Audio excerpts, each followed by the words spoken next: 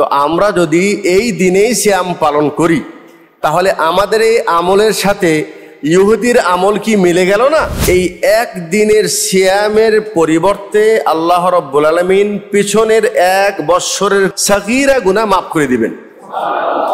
মানুষরা এই আশুরার সিয়ামটাকে ফরজ মনে করে রাখতো আইয়ামে জাহেলিয়াতে, মানে এত গুরুত্ব সহকারে রাখতেন।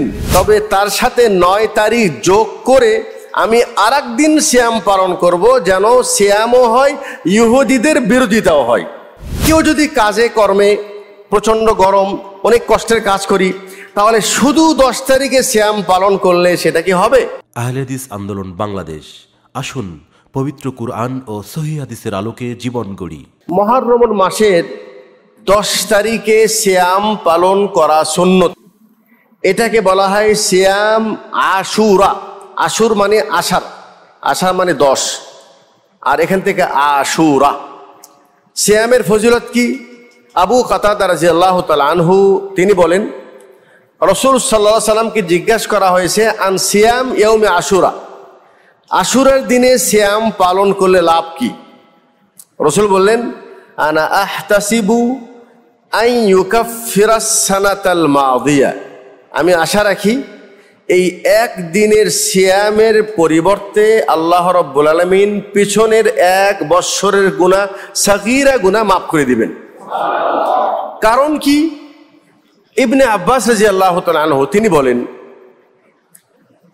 কাদিমান নবী সাল্লাল্লাহু আলাইহি সাল্লাম আল মদিনা, নবী আলাইহিস সালাম যখন মদিনায় আগমন করলেন, ফারাআল ইয়াহুদ ইয়াসুম ইয়াউম আশুরা, তো তিনি দেখলেন ইহুদিরা আশুরার দিনে, বিশেষ করে মুহররমের 10 তারিখে তারা সিয়াম পালন করেন। তার মানে হলেই যে এই সিয়াম শুধু মুসলিমদের জন্য নয়, আমাদের এই উম্মতে মুহাম্মাদিয়ার জন্য নয়, বরং এটা পূর্বের উম্মত থেকে চলে আসা একটি সুন্নত। এমনকি আয়েশা রাদিয়াল্লাহু তাআলা আনহা বলেন, রমাদানের সিয়াম ফরজ হওয়ার পূর্বে মানুষরা এই আশুরার সিয়ামটাকে ফরজ মনে করে রাখতো আইয়ামে জাহেলিয়াতে, মানে এত গুরুত্ব সহকারে রাখতেন। কিন্তু রমাদানের সিয়াম যখন ফরজ হয়ে গেছে, তখন ইসলাম ইখতিয়ার দিয়েছেন, এখন তুমি ইচ্ছা করলে রাখতেও পারো, ছাড়তেও পারো, কিন্তু যদি রাখো তাহলে অতীতের 1 বৎসরের সাগীরা গুনাহ মাফ হয়ে যাবে। কারণ হিসেবে আল্লাহ নবী বললেন, যখন ইহুদিদের জিজ্ঞেস করলেন, মা হাদা, তোমরা এই মুহররমের 10 তারিখে রোজা কেন রাখো, সিয়াম কেন পালন করো? তখন তারা বলছেন, হাদা ইয়াউমুন নাজ্জাল্লাহু মূসা আন আদুহি ফিরাউন, যে মুহররমের 10 তারিখ এমন একটি সৎ দিন, ভালো দিন, যে আল্লাহ পাক এই দিনে মূসা আলাইহিস সালামকে তার শত্রু ফেরাউন এবং তার শত্রু থেকে নাজাত দিয়েছেন। আল্লাহ নবী সাল্লাল্লাহু আলাইহি সাল্লাম তিনি বললেন, আনা আহাক্কু বি মূসা মিনকুম, তোমাদের চাইতে মূসার সাথে সম্পর্কটা আমার আরো বেশি। অতএব আল্লাহ নবী সাল্লাল্লাহু আলাইহি সাল্লাম বললেন, আমি নিজেও সিয়াম পালন করব। ফাসামা ওয়া আমারা বিসিয়ামি, তিনি নিজে সিয়াম পালন করলেন এবং অন্যদেরকেও এই দিনে সিয়াম পালন করার নির্দেশ দিলেন। আল্লাহ নবী সাল্লাল্লাহু আলাইহি সাল্লাম নির্দেশ দিলেন। তো যখন আল্লাহ রাসূল সাল্লাল্লাহু আলাইহি সাল্লাম মুহররমে 10 তারিখে সিয়াম পালন করতে চাচ্ছিলেন, ইচ্ছা পোষণ করেছেন, তো সাহাবী জিজ্ঞেস করলেন, ইয়া রাসূলুল্লাহ, হাযাল ইয়াউম ইউআযযিবুহুল ইয়াহুদ, এই দিনটা তো ইহুদিরা বিশেষ করে গুরুত্ব দিয়ে, এটা তাদের গুরুত্বপূর্ণ একটি দিন। তো আমরা যদি এই দিনেই সিয়াম পালন করি তাহলে আমাদের এই আমলের সাথে ইহুদির আমল কি মিলে গেল না? একটু ভালো করে বোঝেন। রাসূল বললেন, তাই তো, ইহুদিরাও রাখে, আমরাও যদি রাখি তাহলে যদিও আমাদের এটা ইবাদত মনে করে করছি, সৎ আমল, সৎ কর্ম, কিন্তু ইহুদিদের সাথে মিলে যাচ্ছে।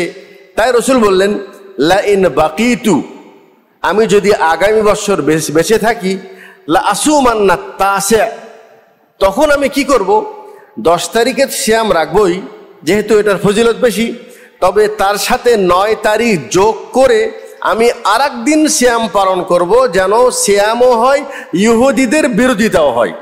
আল্লাহ নবী সাল্লাল্লাহু আলাইহি ওয়াসাল্লাম তিনি যখনই বুঝতে পারলেন যে 10 তারিখে সিয়াম পালন করলে ইহুদিদের সাথে মিলে যাবে, তখনই তিনি বললেন যে আমি আগামী বছর বেঁচে থাকলে 9 তারিখ সাথে মিলাবো। এই জন্য আশুরার সিয়াম সম্পর্কে পরিপূর্ণ সুন্নত হলেই যে 9-10 সিয়াম পালন করা। 10 তারিখ হবে আগামী, আজকে 2 তারিখ মুহররমের, আগামী শনিবার হবে 10 তারিখ। তাহলে শুক্রবার এবং শনিবার এটা সবচেয়ে উত্তম বেশি। অথবা আর একটি বর্ণনা আছে, লা আসুমান্না ইয়াওমান বাদাহু আও ইয়াওমান ক্বাবলাহু, হয় একদিন আগে সিয়াম পালন করব আর না হয় একদিন পরে। তো তিনি ওলামায়ে কেরাম বলছেন যদি মুহররমের 10-এর সাথে একদিন পরে অথবা একদিন আগে মিলিয়ে নেয় তাহলে মুহররমের সওয়াবও পেয়ে যাবে আর বিরোধিতা করা সওয়াবও পেয়ে যাবে। প্রশ্ন হলো এই, কেউ যদি কাজে কর্মে প্রচণ্ড গরম, অনেক কষ্টের কাজ করি, তাহলে শুধু 10 তারিখে সিয়াম পালন করলে সেটা কি হবে? জি, কেউ যদি অপারগতার কারণে শুধু 10 তারিখ একদিনের সিয়াম পালন করে, ইনশাআল্লাহ ওই ব্যক্তিও অতীতের 1 বছরের সাগীরা গুনাহ ক্ষমার সে সওয়াব পেয়ে যাবে ইনশাআল্লাহ। কিন্তু তার সাথে আর একটা যদি মিলিয়ে নেন তাহলে এই সওয়াবও পেলেন, আবার ইহুদিদের বিরোধিতা করার সওয়াবও পেয়ে গেলেন।